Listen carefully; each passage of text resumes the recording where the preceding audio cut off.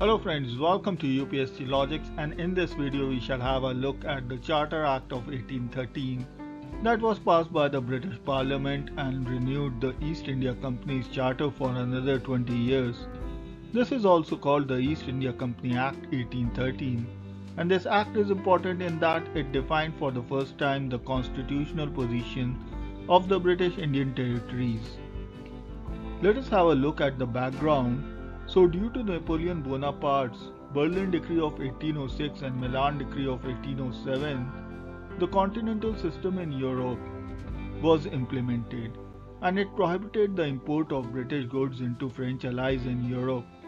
The British traders and merchants suffered, so they demanded they be given a share in the British trade in Asia and dissolve the monopoly of the East India Company. The company objected to this, and finally the British merchants were allowed to trade in India under the strict license system under the Charter Act of 1813. But in trade with China and the tea trade, the company still retained its monopoly.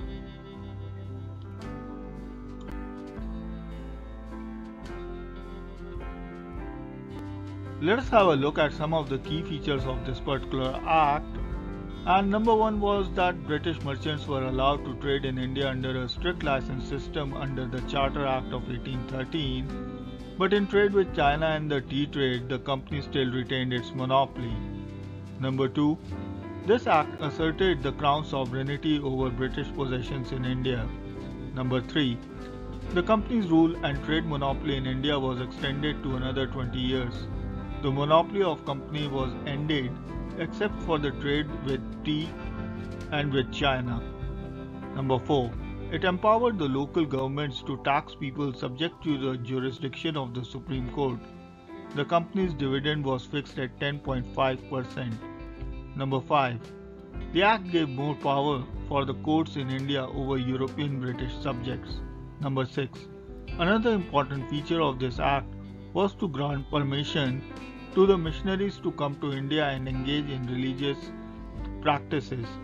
The missionaries were successful in getting the appointment of a bishop for British India with his headquarters as Calcutta in the provisions of the Act. Number 7. The Act provided for a financial grant towards the revival of Indian literature and promotion of science. Number 8. The company was also to take a greater role in education of Indians under them. It was to set aside rupees 1 lakh for this purpose. Number 9. Anybody wishing to serve for the company had to go through some kind of formal training in England.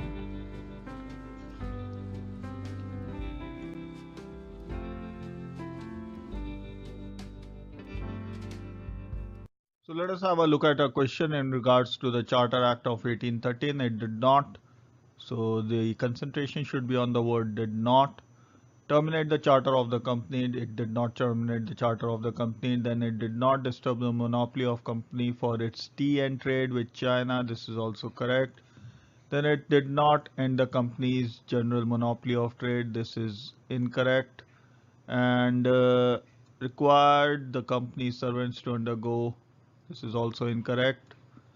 So the correct options are 1 and 2, and option A is correct. So friends, this is one of those questions which can be tricky in the sense that you may know that it required the company servants to undergo some form of training in England, but the question says did not. So be careful when you are answering these kind of questions.